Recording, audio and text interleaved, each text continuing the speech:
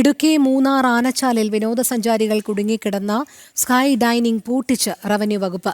സുരക്ഷാ മാനദണ്ഡങ്ങൾ പാലിക്കാതെ പ്രവർത്തിച്ചു എന്ന് കണ്ടെത്തിയതിന്റെ അടിസ്ഥാനത്തിൽ സ്റ്റോപ്പ് മെമ്മോ നൽകുകയായിരുന്നു. സംഭവത്തിൽ ഉടമയെയും നടത്തിപ്പുകാരനെയും 1ഉം 2ഉം പ്രതികളാക്കി വെള്ളത്തൂവൽ പോലീസ് കേസെടുത്തു.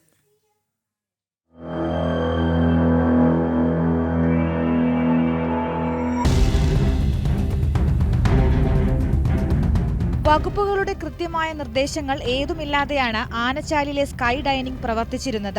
പുതിയ സാഹസിക വിനോദ ഉപാധിയായതിനാൽ സ്കൈ ഡൈനിംഗ് നടത്തുന്നതിന് ടൂറിസം വകുപ്പിന് കൃത്യമായ മാർഗനിർദ്ദേശങ്ങൾ നിലവിലില്ല. ഏതൊക്കെ വകുപ്പുകളുടെ അനുമതി വാങ്ങണമെന്ന കാര്യത്തിലും കൃത്യമായ നിർദ്ദേശങ്ങളില്ല. സ്കൈ ഡൈനിംഗ് ഉടമകളായ സദേൺ സ്കൈ എയറോ ഡൈനാമിക്സ് എന്ന സ്ഥാപനത്തിന് റെസ്റ്റോറന്റ് നടത്താനും ലൈസൻസ് ഇല്ല. അപകടകരമായ രീതിയിലാണ് ഉടമകൾ സ്കൈ ഡൈനിംഗ് നടത്തിയിരുന്നത്. ഈ കണ്ടെത്തലിന് പിന്നാലെയാണ് റവന്യൂ വകുപ്പ് സ്റ്റോപ്പ് മെമ്മോ നൽകിയത്. ഉടമസ്ഥനായ സോജൻ ജോസഫ്, നടത്തിപ്പുകാരനായ പ്രവീൺ എന്നിവർക്കെതിരെ വെള്ളത്തൂവൽ പോലീസ് കേസെടുത്തിട്ടുണ്ട്.